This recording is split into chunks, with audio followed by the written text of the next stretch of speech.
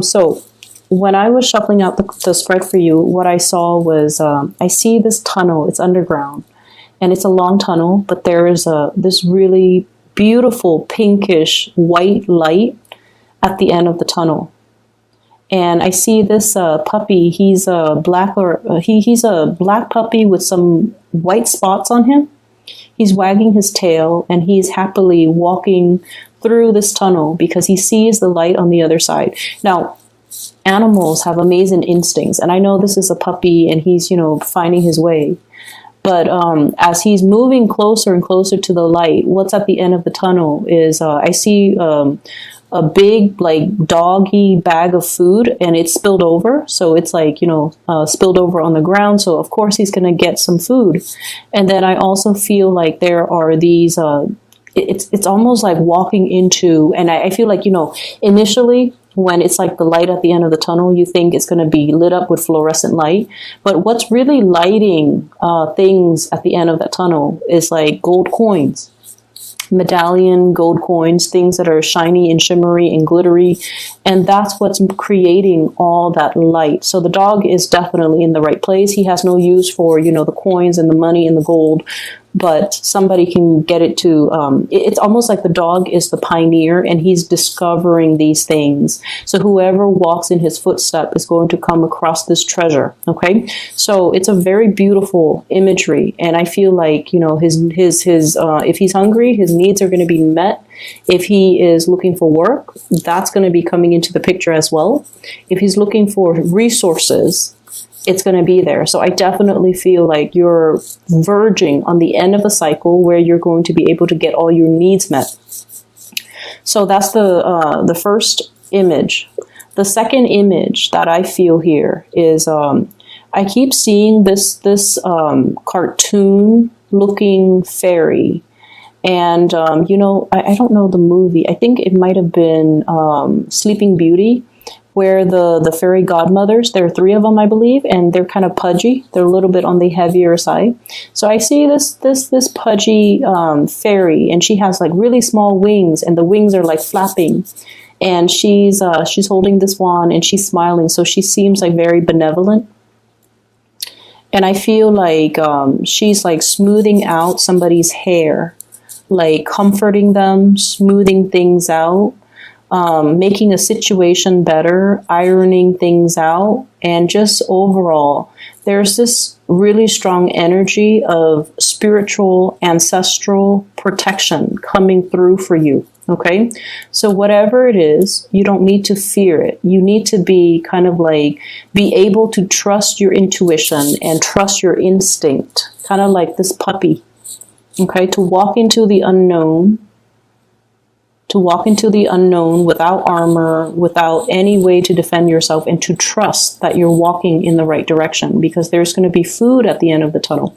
So that's what I saw. And I remember when I did the reading for you at the very beginning of the month, you guys have embarked on a journey, and you're waiting for a situation. And I mentioned you were trying to flap your wings, trying to get to your destination, right? And it feels like it's very difficult, and it feels very labor intensive, and it just feels like you're tired, like you need a rest, like you just want to land and just stay where you're at and not have to move. So I feel like energetically there might be some drainage.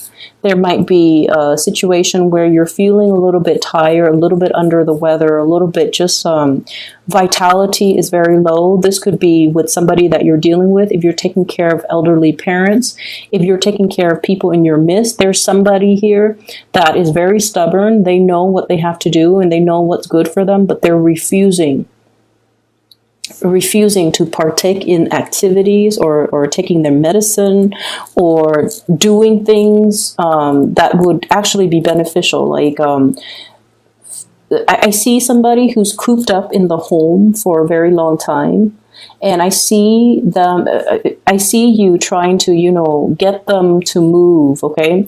So like, do you want to go on a hike? You need some fresh air. Let's go on a hike. And they're like, no, I'm okay where I'm at right now. And you're trying to tell them, hey, why don't we take a trip so that you can get your mind off things? They're like, no, I'm okay here. And so I feel like you're having difficulty trying to get somebody out of the house. And I feel like for some of you elderly parents, for others, it's somebody that is lacking in vitality and they don't want to do these physical activities. And it could be they're physically lacking in vitality, or emotionally they're feeling a little bit cooped up and they don't really want to they don't want to do what they know deep down is good for them. Okay, so they're trying to avoid doing the self-work, okay? What I'm also seeing as well, we have here the Ace of Wands. And we have as well, this is the Page of Wands, okay?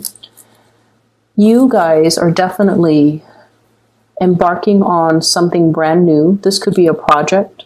This could be a new job. This could be some type of a creative venture that you're very excited about and you're going to be undertaking wholeheartedly. There's a lot of hopefulness and optimism associated with this. This is an opportunity for you to kind of prove yourself. No longer a child, protected and coddled. We're now becoming a little bit more, you know, we're growing up and we have skills that we want to display to the rest of the world, okay? So I feel like you're embarking on a brand new journey, and I feel like it's forcing you to step outside of your comfort zone a little bit. But I do sense that you have a lot riding on this, and I also feel like you're going to be, it's in your element, you know, fire signs, the suit of wands, it's in your element, which basically means you're going to transition into it very naturally, without any type of hurdles to overcome, without any type of a learning curve, without any type of without any type of setbacks. Okay, so if you've been fearful of doing this in the past, or if you've been feeling like, you know, once again, self-esteem, I don't know if I'm ready for this just yet. Maybe in 2 years, maybe in 3 months, you know, I need to get myself prepared for it. If for whatever reason you've been holding back, and now you feel like, I'm going to do this and I feel like it's the right time and I'm going to embark on it wholeheartedly and I'm going to show my skills. So I definitely feel the learning curve is not going to be a problem for you. There isn't a learning curve. It seems to me like it's more like a straight path, okay? And we also have as well the straight shooter. This is communication, contact, a lot of exchanges over wide distances. So I definitely feel a lot of communication, a lot of interaction back and forth via electronic communication, emails, text messages. What I'm seeing as well, I see many of you are keeping in contact with a lot of people, okay, going back and forth. And I do see as well, I don't know why there's this mirroring energy here, but I feel like there's a lot of going back and forth, a lot of communication, a lot of long distance communication.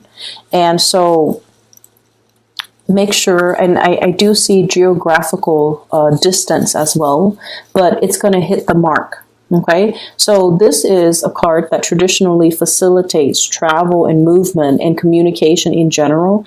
The way that it's coming out, they're saying that you're going to hit the mark, so the distance is not really going to matter. Things are going to be arriving very, very smoothly and transition very smoothly for you, so you don't have to worry. And there's still, okay, the mirroring energy makes sense now.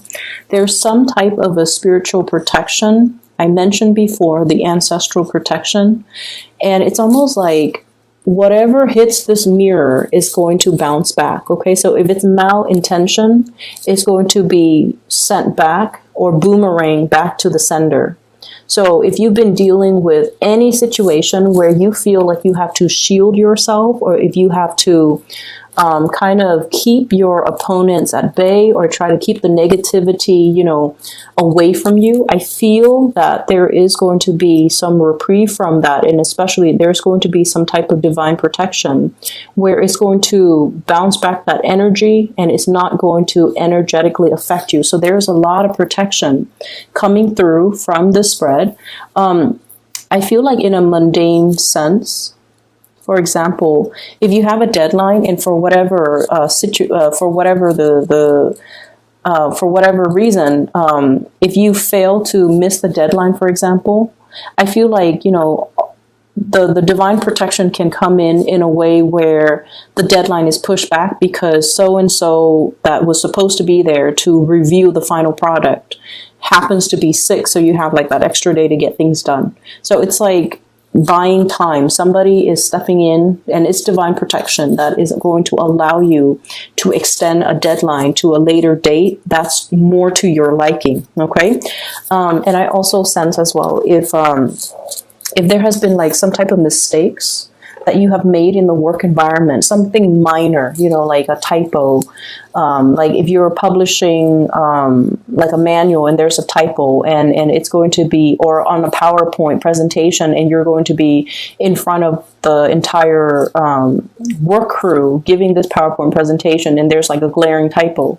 I feel like there might be some technology malfunction, no one sees it, and then, there's an element about saving face, okay? So I feel like you have some people behind the scenes working to kind of buffer you against whatever negativity, against whatever errors, against whatever typos, and things like that. So you do have some really good things. And I feel, for whatever reason, whenever I see the spiritual protection, I feel like they always come in because there is a reason for it. So needless to say, be very, very careful about, doing your work diligently and making sure that whatever you put forward is the best my apologies for that noise. Whatever you put forward or whatever you put out into the world, we still need to be mindful that it has to be a good or a desirable representation of us. So it doesn't alleviate us from,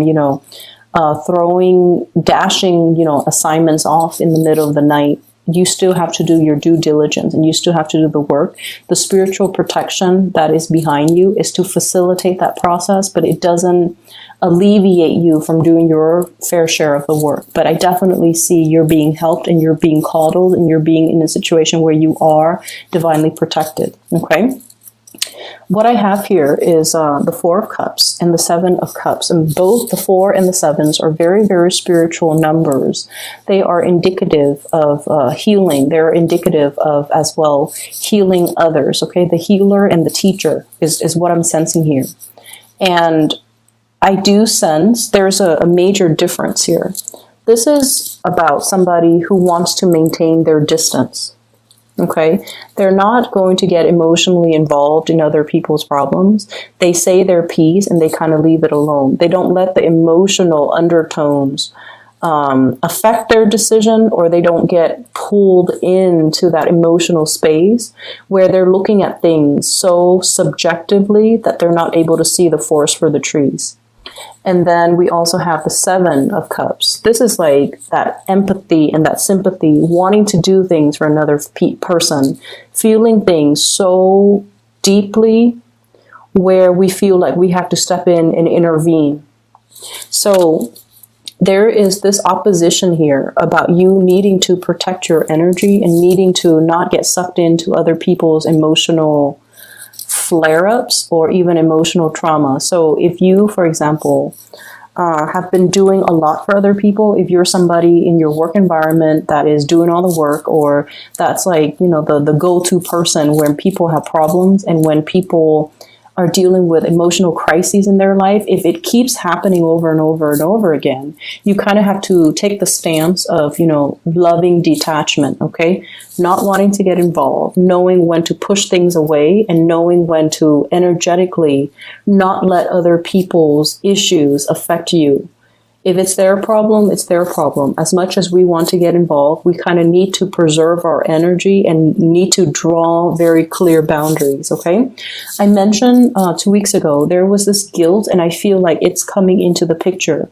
Wanting to do things for another person, or feeling like telling yourself, oh, I can't do this because of A, B, C. And usually those A, B, C reasons are linked up with another person that you feel this sense of in indebtedness to. So I don't know, for some of you, I feel like somebody helped pave the way for you. Somebody provided something so that you could do something else. And I feel like there's a sense of guilt, there's a sense of indebtedness. And I feel like it doesn't have to be that way. So you kind of need to draw back your energy and to also learn to, it's almost like, yes, they built the foundation. You know, the fours are about the foundation. Yes, they built that foundation. But without your skills, without your diligence, without your hard work, you couldn't resurrect anything from that foundation. So they built the foundation, but it was your hard work that created everything else that came after. So you have to give yourself that credit and not feel that sense of indebtedness to another person.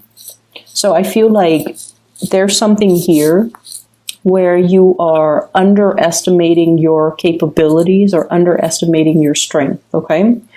I'm seeing as well, we have here shining away from the sunlight and the spotlight. So this is the Five of Wands. Not wanting to be in that sunlight or that spotlight. Conflict avoidant as well. Boundaries, okay? So making sure that you stand up for the things that you believe in. And this is something that I feel strange saying to an Aries, because you guys are very militant about defending your beliefs. You guys are quite aggressive when it comes to, you know, giving somebody your 2 cents. You know, you do get upset, you blow up, and then you get over it. But there is a situation here. The fives indicate opposition. It doesn't have to be nasty or drawn out, or, you know, it can just be a situation where we do not see eye to eye with another person.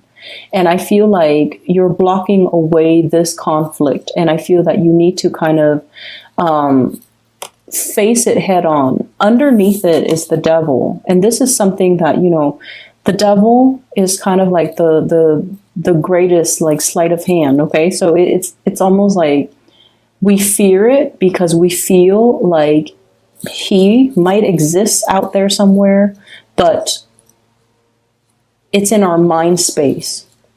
Okay. So it's almost like the imagination runs wild and we make a situation a lot scarier than it has to be.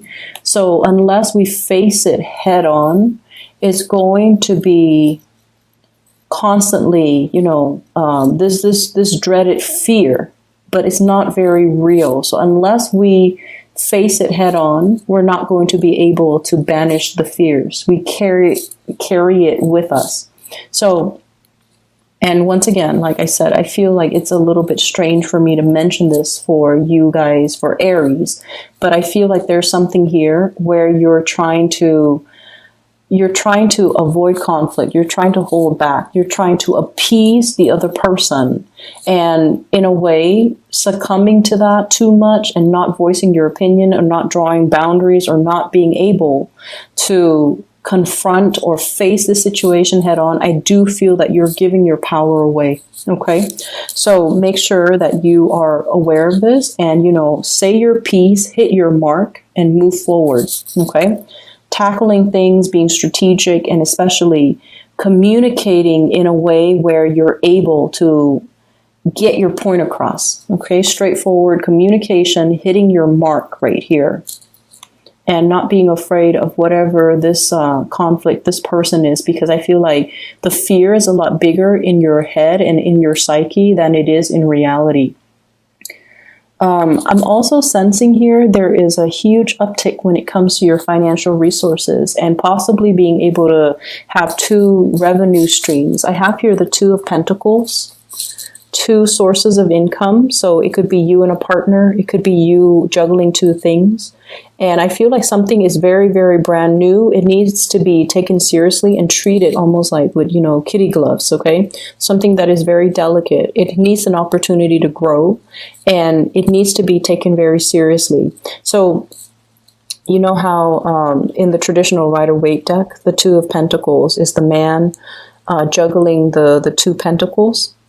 In this situation, it's almost like, which one do I treasure? There are 2 cats here, and they're both, one is new. I guess one is a little bit more, this one looks like it's older. That one looks like it's a kitten. And so if it's brand new, you want to devote a little bit more time to it, okay, until it's self-sustaining, until it's self-sufficient. So this is pretty much telling you not so much to multitask, but to do something, whatever that's newer, whatever that you need to kind of like get off the ground in a very foundational way. Establish that foundation first before you devote more time to what the existing thing. Okay, so treat things that are new, that are emerging, with a little bit more care and a little bit more attention, because it's new, and so it requires a lot more work. Okay, so the initial work that you put in, it's going to pan out. Just be very diligent, be very patient with it, and especially give it that care and that attention until it's able to progress on its own. All right. Finances is going to be picking up for you guys very quickly. What I have here is the Eight of Pentacles. This is basically that harvest, okay? Being able to kind of like have something tangible as proof of your hard work. So the 7 is the harvest. The 8 is at that point of completion almost. Excuse me. And I feel like I almost feel like there's this big energy about, focusing, laser-like focus on one thing, birthing something, taking care of something that is brand new, nurturing it in order for it to grow for you. So I definitely see new projects that are in store for you. And I feel like it's going to pay dividends, but you have to kind of drop the other thing or put it in the back burner for now. Come back to it at a later date.